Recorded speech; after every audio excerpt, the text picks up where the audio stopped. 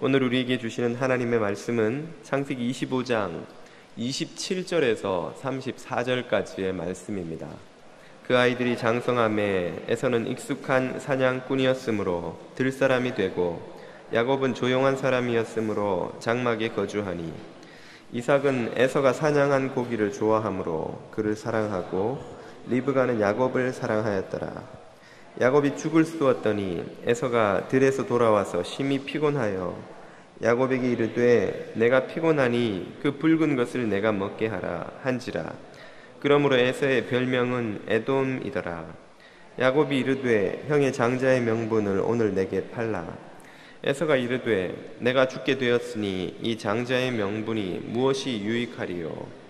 야곱이 이르되 오늘 내게 맹세하라. 에서가 맹세하고 장자의 명분을 야곱에게 판지라. 야곱이 떡과 팥죽을 에서에게 주매 에서가 먹고 마시고 일어나 갔으니 에서가 장자의 명분을 가볍게 여김이었더라. 아멘. 어느 젊은 엄마가 집에 목사님과 교인들이 신방을 오자 좀 잘 보이고 싶은 마음에 아이에게 이렇게 시켰답니다. 얘야, 방에 가서 엄마가 늘 보는 성경 좀 가지고 오렴.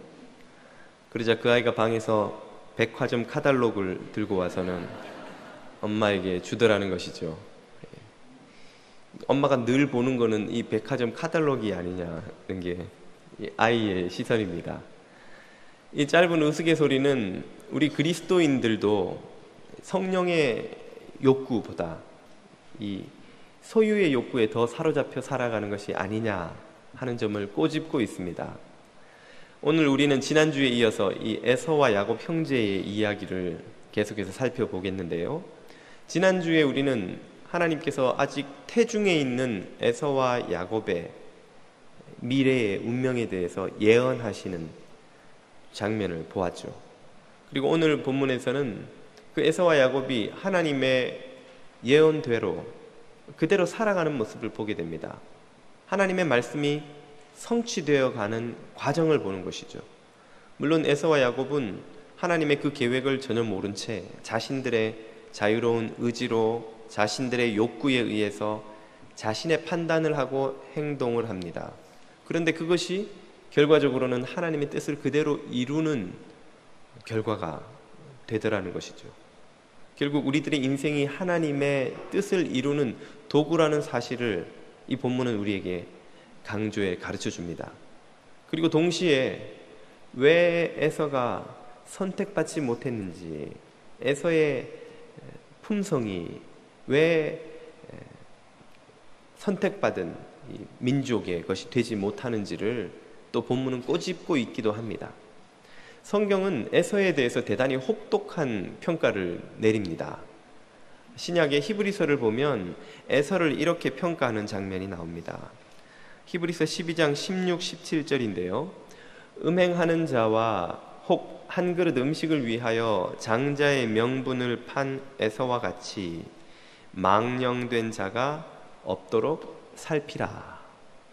지금 에서의 오늘 본문에 등장하는 이 행동이 얼마나 어리석은 것인지 음행하는 것과 나란히 비교가 됩니다. 음행하는 것이나 마찬가지로 어리석고 악한 짓이다 라는 것이죠. 그리고 그런 에서 같은 인생을 사는 사람들이 없도록 주의 깊게 살펴보아야 한다 하는 교훈이지요. 17절입니다. 너희가 아는 바와 같이 그가 그 후에 축복을 이어받으려고 눈물을 흘리며 구하되 버린 바가 되어 회개할 기회를 얻지 못하였느니라. 에서의 이 어리석은 결정은 회개할 찬스도 얻지 못하는 아주 어리석은 일로 그렇게 평가가 되지요. 이 에서에 대한 혹독한 평가는 오늘 읽은 본문에서도 여전히 계속됩니다. 오늘 읽은 29절 30절을 한번 보십시오. 야곱이 죽을 쑤었더니 에서가 들에서 돌아와서 심히 피곤하여 야곱에게 이르되 내가 피곤하니 그 붉은 것을 내가 먹게 하라 한지라. 그러므로 에서의 별명은 에돔이더라. 이 오늘 본문에는 유사한 단어가 여러 번 반복해서 등장하는데요. 그의 이름 에서, 그의 별명 에돔, 그리고 그가 한 말 중에 붉은 것이라는 단어, 그리고 34절에 가면 팥죽이라는 단어가 나오는데 이 네 개의 단어의 어근이 다 똑같습니다. 그것은 히브리어 아돔으로 그 뜻은 붉다 혹은 붉은 것, 이런 의미가 있습니다. 이건 일종의 워드플레이, 말장난이죠. 이 말의 유희를 쓰면서 메시지를 전달하는 방법인데요. 한마디로 말해서 에서라는 인물의 인생을 평가할 때 무엇으로 어떻게 평가할 수 있느냐 하는 말입니다.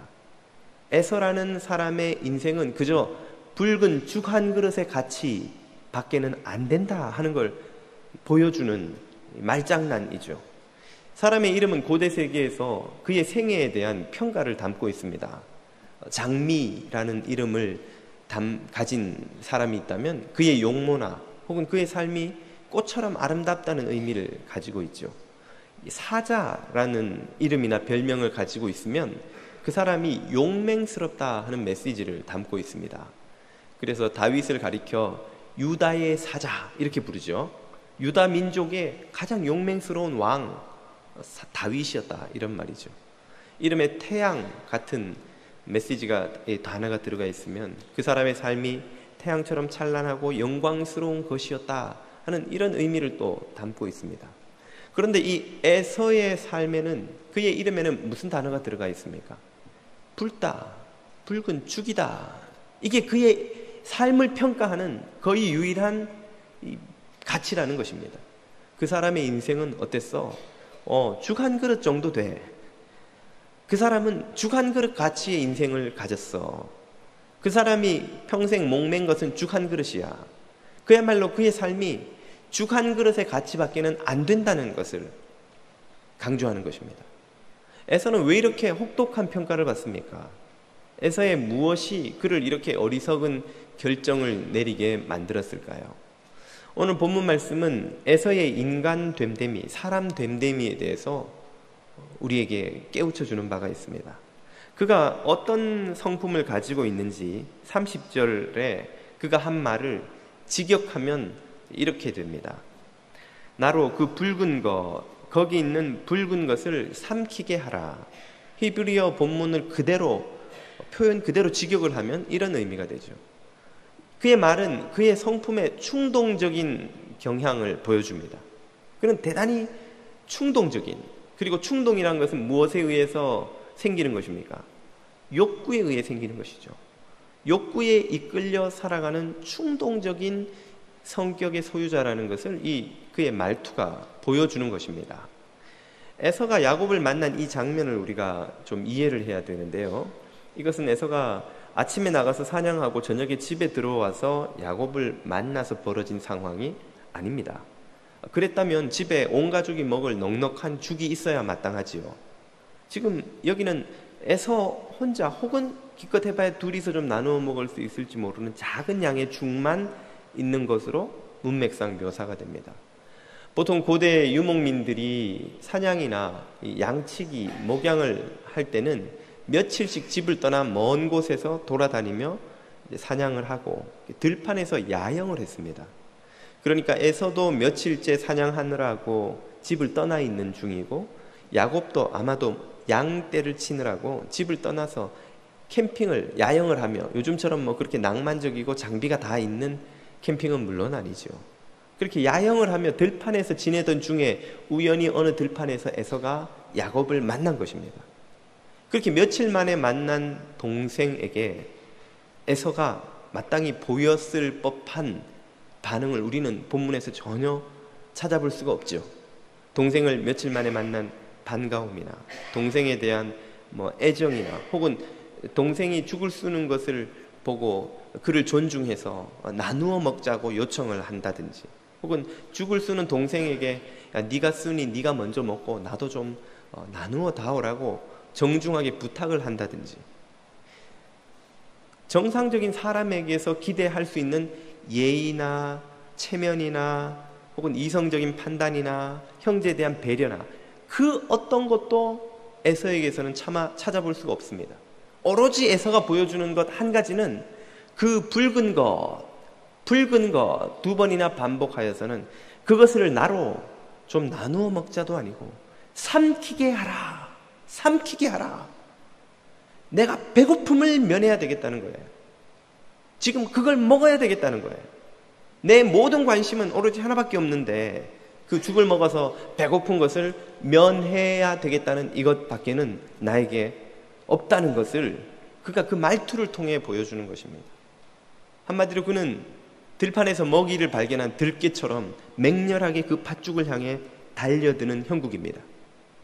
오로지 그를 지금 주장하고 이끌고 그를 움직이고 있는 원동력은 배고픔을 면해야 한다는 그 욕구, 생존 본능, 그 욕구에 의해서 살아가는 인생이 바로 에서의 인생이다 하는 것이죠.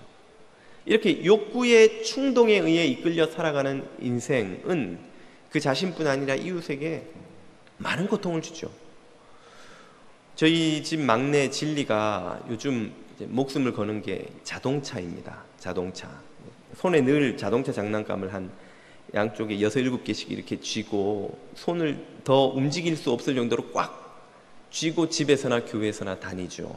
그리고 뭐 TV나 뭐 어디 인터넷에서 차만 나오면 빠방이 그리고 사람을 만나면 제일 먼저 하는 말이 나 빠방이 있어. 이 빠방이 내 거야. 누가 물어보지도 않았는데. 그리고 친구가 그 장난감을 들고 있는 걸 보면 그 빠방이 자기 거라고 그걸 자기 손에 쥘 때까지 울음을 멈추지 않고 뒤로 넘어가죠. 뭐 모든 세상 빠방이가 다 자기 건 줄 아는. 한마디로 우리 진리는 그 자동차 장난감에 대한 소유의 욕구로 살아가는 인생이죠. 그렇지만 우리 부부는 그 진리를 뭐라고 탓하거나 물론 뭐 가르쳐야 될 때는 가르치지만 그 모습을 보고 비웃지 않습니다. 그래도 이쁘죠. 왜입니까? 내 자식이라 그런 것도 있고 그리고 무엇보다 진리는 이제 3살이거든요. 3살 때는 누구나 그럴 수 있다는 걸 우리는 알기 때문입니다.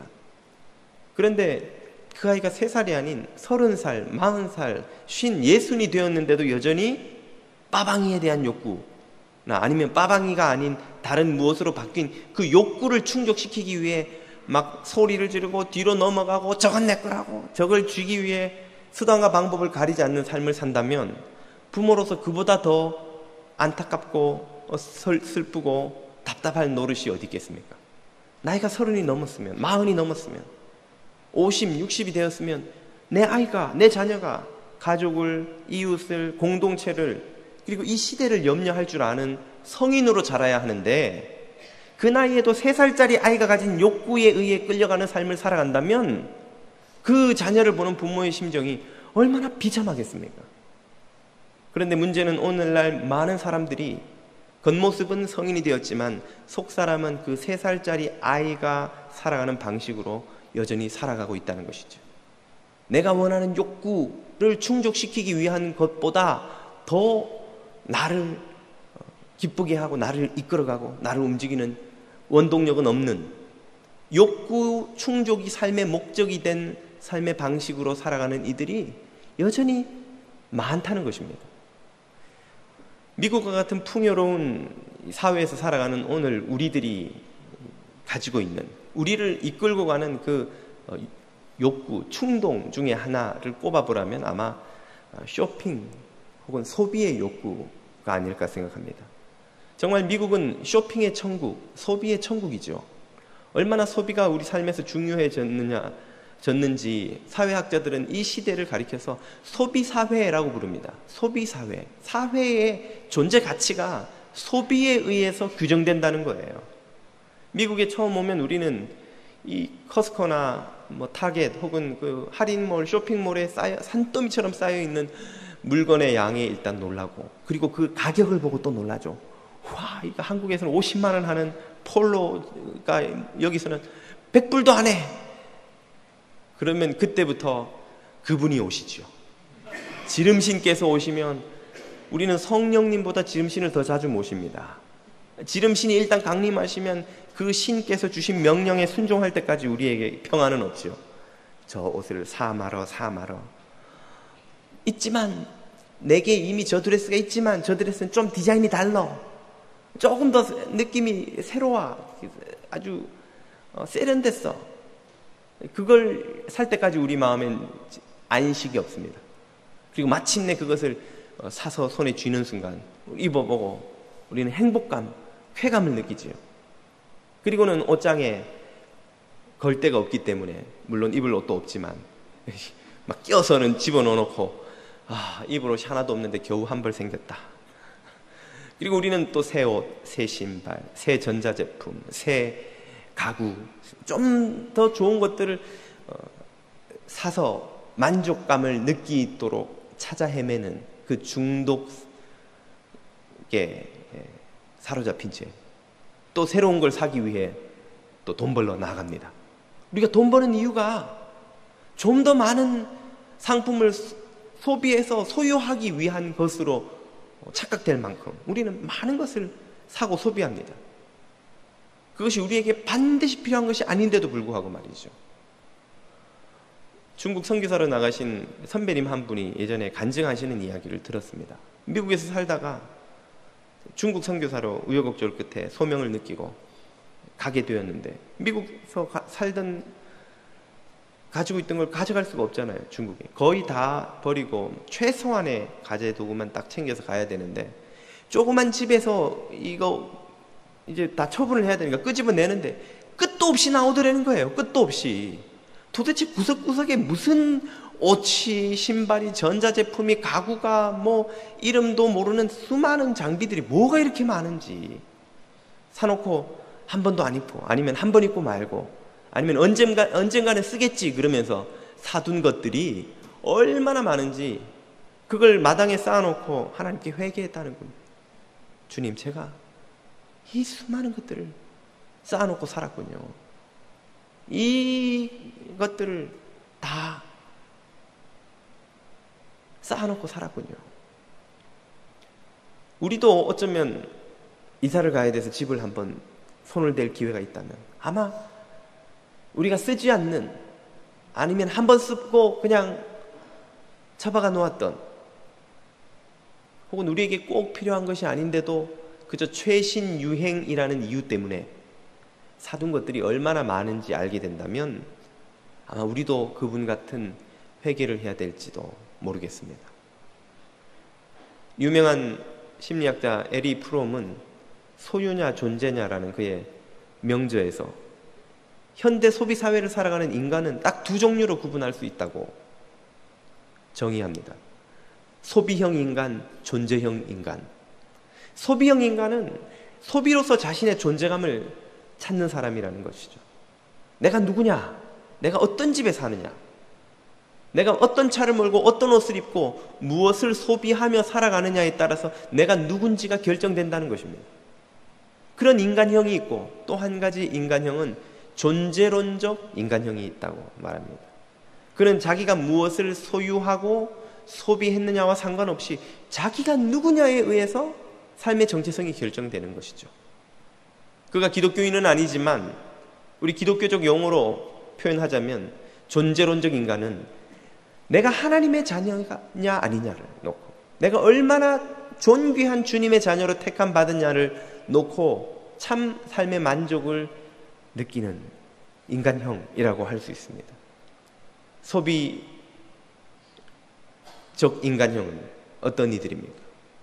내가 무엇인가를 소비하고 소유하고 가져야만 내 존재를 확인할 수 있는 그런 삶의 방식이라는 것이죠. 오늘 그리스도인임에도 불구하고 우리가 얼마나 자주 존재론적 인간형이기보다는 소비적 인간형으로 살아가고 있는지요. 우리는 전 세계 어디에서도 맛보지 못하는 이 풍요를 누리면서 살아가지만, 그래서 하나님 앞에 갔을 때 이 풍요로운 삶으로 인해서 감사해야 되겠지만 동시에 엄중한 추궁도 함께 받을 것이라는 사실을 알아야 됩니다. 풍요는 축복인 동시에 책임이기 때문입니다. 내가 너희에게 맡긴 그 풍요를 얼마나 책임 있게 누리고 사용했느냐 한번 확인해 보자고 하실 때에 우리가 두려운 마음 없이 주님 앞에 할 말이 있어야 할 터인데, 우리가 그 풍요를 그저 소비를 통해 만족감을 얻는 우리 자신의 충동을 채우려고 사용하지는 않았는지 주님 앞에 회개할 날이 올 것이라는 말입니다.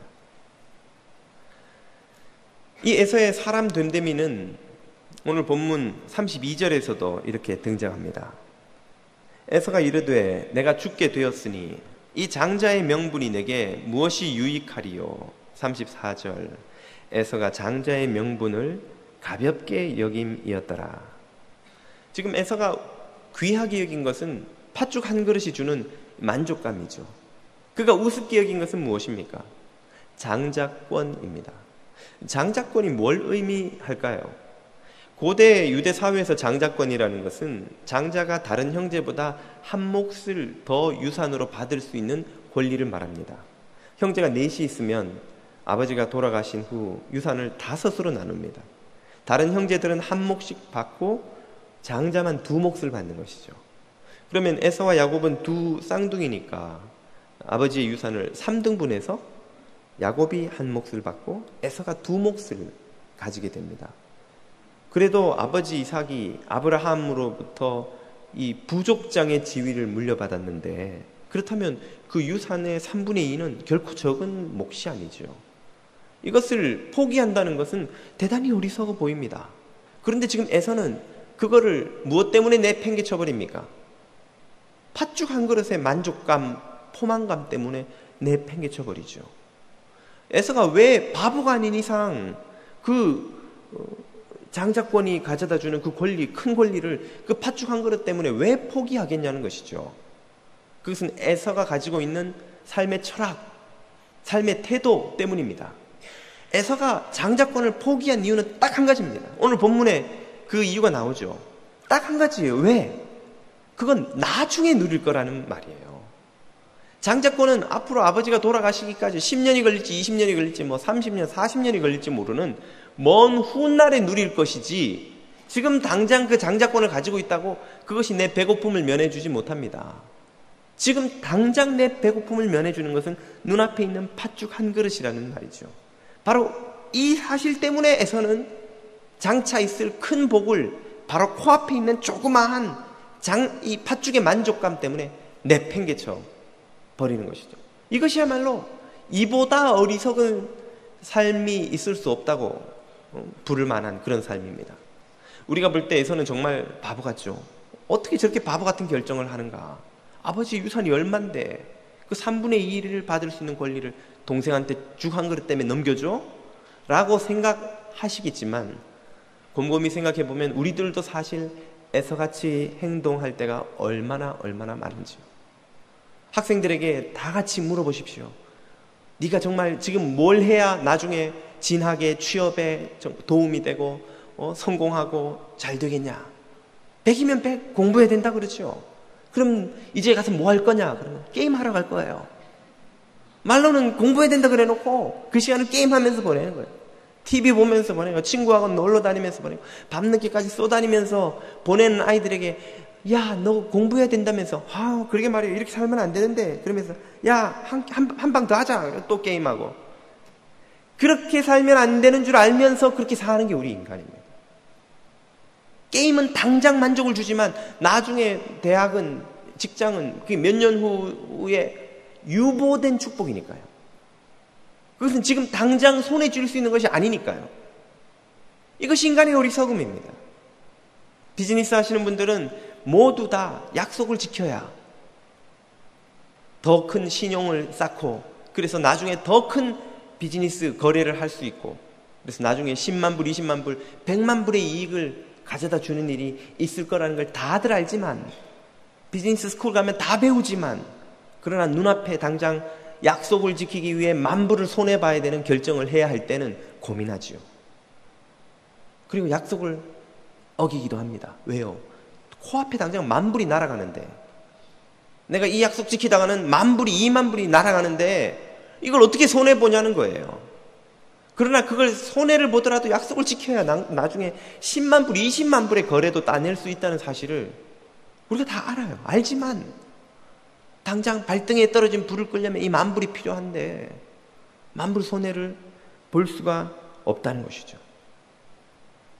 우리 그리스도인들은 당장 인생에 이런저런 문제가 닥치면 하나님의 약속을 붙들고 기도하기보다 당장 우리 삶에 급한 이 문제를 해결해주는 그 수단과 방법을 찾아 이리저리 헤매기를 얼마나 잘하는지요. 얼마나 자주 하는지요. 특별히 우리 한국 사람들은 이 점에 있어서 큰 약점이 있습니다. 소탐대실의 삶의 방식, 눈앞에 있는 작은 이익을 위해서 나중에 큰 것을 잃어버리는. 외국에 가면 우리 생긴 걸 보고 사람들이 물어요. 옛날에는 제일 먼저 재패니즈냐고 물었는데 요즘은 먼저 차이니즈냐고 묻죠. 아니라 그러면 그 다음에 재패니즈냐고, 아니라고 그러면 그럼 어디서 왔냐, 그 다음에 우리가 코리안이라고 말해줘야 됩니다. 아직은. 그러면 100이면 100, 빨리 코리안 그러면 즉시 이 사람들은 알아요.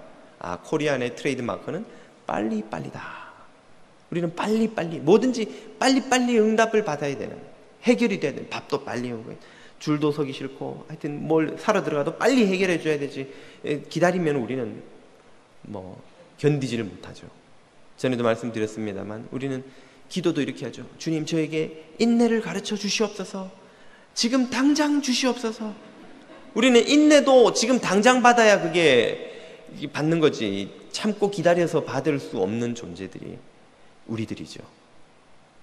그러나 우리가 그렇게 해서 빨리빨리 당장, 지금 당장 무엇을 얻는다고 해도 그것이 결코 우리에게 복이 되지 않는다는 것을 알아야 됩니다.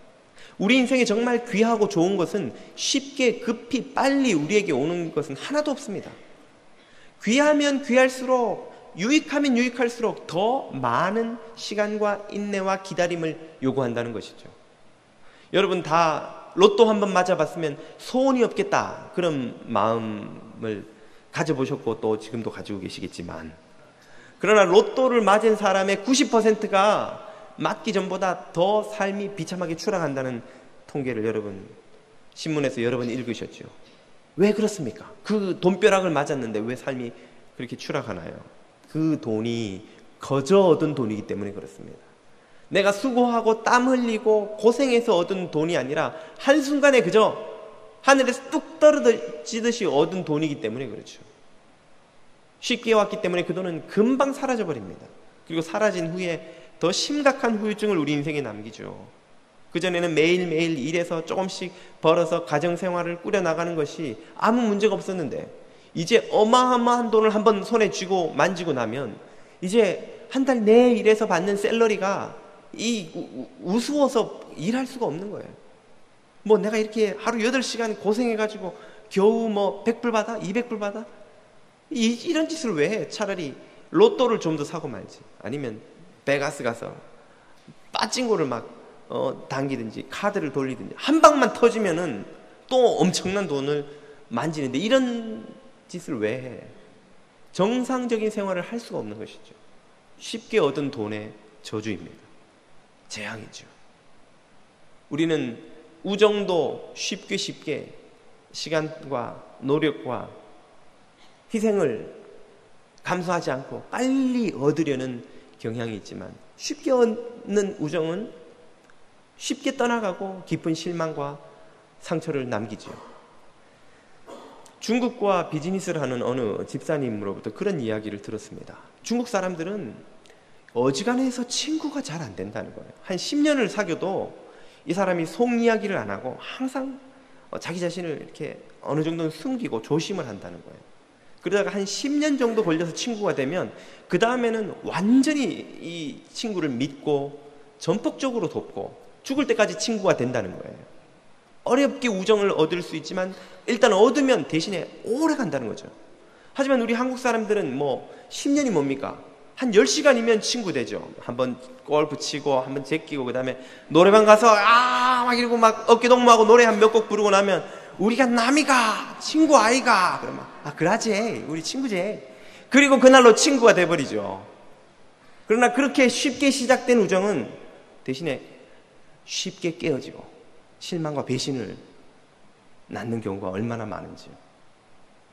그래서 플러싱에 사는 사람들 이야기를 들으면 중국 사람들은 쌈짓돈을 모아서 수십 명도 동업을 해서 빌딩을 사고 한다는데 우리 한국 사람들은 2명, 3명도 동업하기가 어렵다는 것이죠.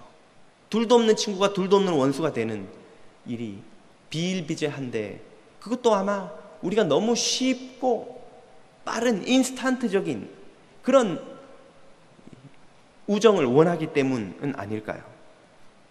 우리 그리스도인들에게도 이 원리가 그대로 적용이 됩니다. 우리들은 진리의 말씀도 쉽게 빨리 편하게 얻으려는데 너무나 길이 들어 있습니다. 익숙해져 있습니다. 우리는 어렵고 힘들게 많이 공부해서 혹은 대가를 지불하고 진리를 깨닫고 얻는데 익숙치 않습니다.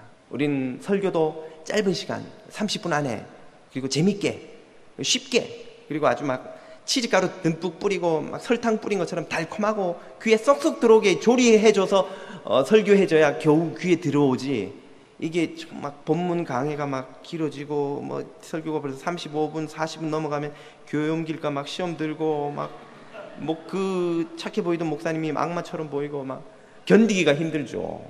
그러나 여러분, 쉽게 달콤하게 얻은 진리는 결코 뼈에 새겨지지가 않습니다. 마음에 새겨지지가 않아요.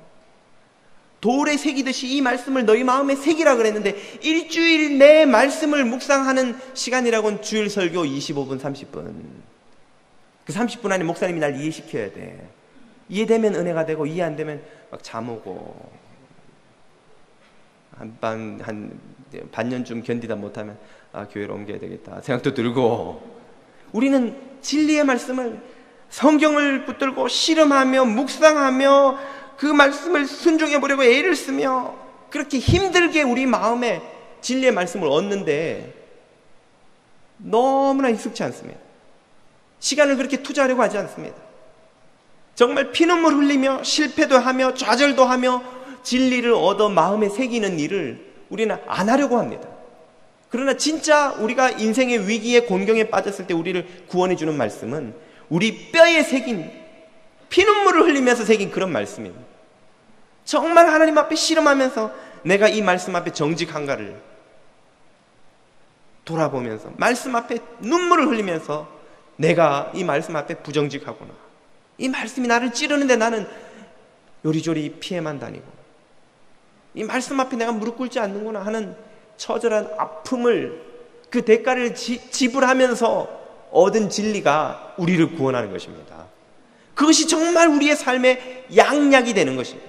우리 선조들의 말씀처럼 양약은 고어구라, 좋은 약은 입에 쓰다고 했는데, 우리는 너무나 달콤한 말씀, 소프트한 말씀, 재미있는 말씀, 그리고 내 심기를 건들지 않는 말씀, 결정적인 순간에 살짝 비켜가서 괜찮게 살고 있으니까 위로를 받고 오늘도 웃으면서 가세요 라는 말씀을 들으면 우리는 웃으면서 즐겁게 기분 좋게 가죠. 오늘도 참 기분 좋은 예배를 은혜롭게 드렸다. 그건 내가 기분이 좋은 것이지 하나님의 은혜가 임한 것이 아닙니다. 하나님의 은혜를 우리가 정상적으로 받는다면 우리가 울어야 마땅한 거예요. 마음이 아프고 쓰리고 불편하고 그 칼날 같은 말씀에 우리가 고통스러워야 마땅한 것입니다. 진짜 하나님의 말씀이 선포되었는데도 내가 전혀 고통스럽지 않다면 둘 중에 하나죠. 내가 그 말씀을 안 들었거나, 아니면 지난 한 주를 예수님처럼 완벽하게 살아왔거나, 그러면 오로지 감사의 찬양만 있을 테니까 아프지 않을 것입니다. 그러나 그렇지 않은데도 말씀이 나를 아프게 하지 않는다면, 우리가 말씀을 안 듣고 있거나, 아니면 목사가 그 말씀을 요리조리 거친 돌을 조약돌처럼 반들반들하게 만들어서 안 아프게 던져줄 테니까 살짝 비켜 맞고 가세요 라고 직무유기를 했거나, 둘 중에 하나인 것이죠. 우리는 즉시 빨리 쉽게 고생 안 하고 불편함을 치르지 않고 하나님의 말씀 앞에 서려는 마음을 버려야 됩니다. 말씀 앞에서 진리를 받는 것은 많은 시간과 에너지를 요구하는 일입니다. 정말 이 말씀을 네 이마에 새기고 네 미간에 새기고 손목에 메고 들어갈 때나 나갈 때나 낮이나 밤이나 이 말씀을 묵상하고 이 말씀을 너의 뼈에 새기고 너의 자녀에게 암송시키고, 그래서 이 말씀이 너의 삶에 완전히 젖어들게 하라고 하신 말씀을 우리는 일주일에 25분 30분 설교 듣는 것으로 막 바꿔버렸죠. 30분만 해도 우리 목사님이 쉽게 잘 전달해 주는데 뭘 일주일 내에 고생하면서 그 불필요한 고생을 해요. 우리가 이 마음가짐을 가지고 있다면 우리도 에서처럼 팥죽 한 그릇의 만족이 먼 미래의 장자권보다 더 달콤한 방식의 삶을 살아가고 있는 것입니다. 귀한 것일수록, 참된 응답일수록, 참된 진리의 말씀일수록 우리가 오래 기다리고 귀를 기울여 듣고 묵상하고 그리고 힘들게 받게 되는 것입니다. 오늘 본문에서 야곱이 그렇게 도덕적인 사람인 것은 아닙니다.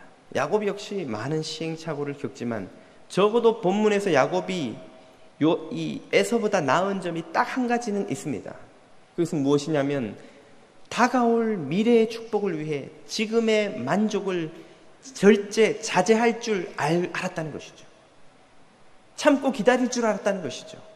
야곱인들 들판에서 하루 종일 양치고 자기가 쏜 죽을 자기가 먹고 싶지 않고 자기가 먼저 먹고 싶지 않고 왜 형에게, 사이도 별로 좋아 보이지도 않는 형에게 주고 싶겠습니까? 그러나 야곱은 이 죽 한 그릇을 주고 자신이 언제가 될지 모르지만 먼 미래에 그 장자의 권리라는 막대한 그 이익을 얻을 수 있다는 것을 알았던 것이죠. 그리고 그것을 위해서 기꺼이 현재의 삶의 고통을 참기로 한 것이죠. 오래 참기로 한 것이죠. 바로 이것이 오늘날 우리 그리스도인들에게 필요한 믿음의 모습입니다. 히브리서 6장 13절은 아브라함을 예로 들어서 이렇게 그 사실을 가르쳐 줍니다.